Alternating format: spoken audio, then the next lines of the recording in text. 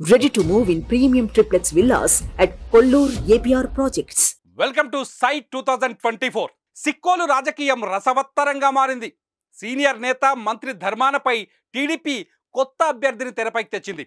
ఒకప్పుడు టీడీపీకి కంచుకోట అయిన శ్రీకాకుళం ఇప్పుడు మంత్రి ధర్మానకు అడ్డగా మారింది. ఈ ఎన్నికల్లో ధర్మానను ఓడించి పూర్వ వైభవం దిశగా అడుగులు వేయాలని టీడీపీ భావిస్తోంది.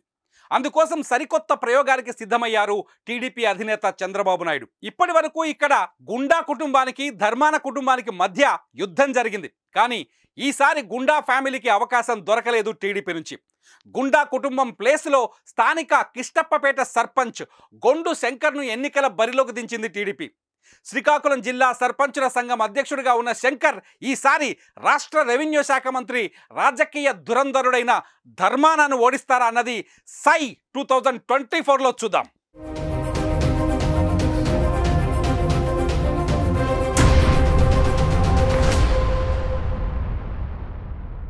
ఇంతకీ శ్రీకాకుళంలో ఓటర్ల సంఖ్య ఎంతుందో ఒకసారి చూద్దాం. శ్రీకాకుళంలో ఇప్పటి వరకు ఉన్న సమాచారం ప్రకారం మొత్తం ఓటర్లు 2,68,780గా ఉన్నారు.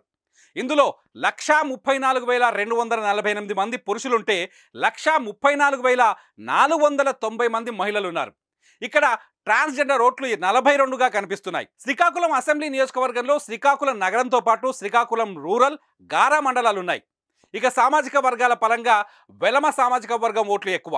రెండో స్థానంలో కళింగ వైశ్యులు, 3, 4, 5 స్థానాల్లో కళింగ, మత్స్యకార, శిష్టకరణ కులాల ఓట్లు ఎక్కువగా కనిపిస్తున్నాయి.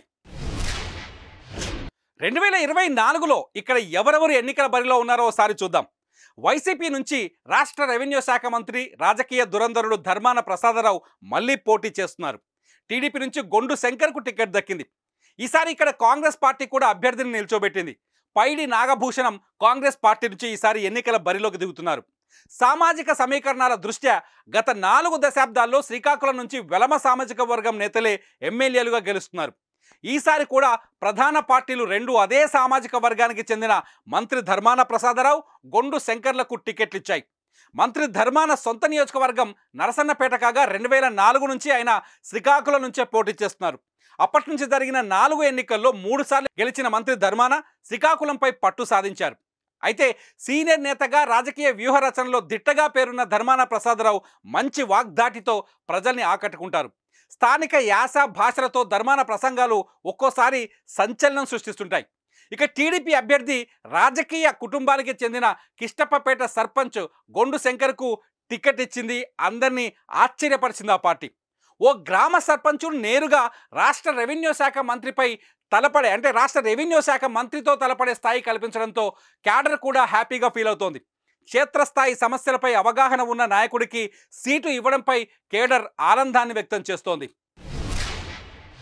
2019లో ఏం జరిగిందో ఒకసారి చూద్దాం. శ్రీకాకుళం నియోజకవర్గంలో 2019లో ఇక్కడ ధర్మాన ప్రసాదరావు విజయం సాధించారు. ఆయన జగన్ క్యాబినెట్లో మంత్రిగా కూడా ప్రస్తుతం ఉన్నారు. తన సమీప ప్రత్యర్థి టీడీపీ సీనియర్ నాయకురాలు గుండా లక్ష్మీదేవమ్మ పైన ఆయన 5,777 ఓట్ల తేడాతో విజయాన్ని కైవసం చేసుకున్నారు. ఈ ఎన్నికల్లో ధర్మానకు 84,084 ఓట్లు లభించాయి. మొత్తం పోలింగ్లో 48.3% ఉన్నాయి ఈ ఓట్లు మొత్తం. అయితే గుండా లక్ష్మీదేవమ్మకు ఇక్కడ 78,307 ఓట్లు అంటే 45% ఓట్లు వచ్చాయి. అయితే 3.3% ఓట్ల తేడాతో ధర్మాన ఇక్కడ గుండా లక్ష్మీదేవమ్మను ఓడించారు. ఇక్కడ జనసేన అభ్యర్థి కొరడా సాంబశివరావు కూడా పోటీ చేశారు. కేవలం 7,557 ఓట్లతో ఆయన సరిపెట్టుకున్నారు. ఒక రాష్ట్ర మంత్రి, రాజకీయాల్లో సీనియర్ నేత ధర్మాన ప్రసాదరావుని సర్పంచ్తో ఓడించే శక్తి టీడీపీకి ఉందా? సర్పంచ్ అభ్యర్థి గొండు శంకర్ ధర్మానాన్ని ఓడిస్తారా అన్నదే ఇప్పుడు శ్రీకాకుళంలో ఆసక్తికరమైన అంశం. సై 2024లో మరో నియోజకవర్గంతో మళ్ళీ కలుద్దాం.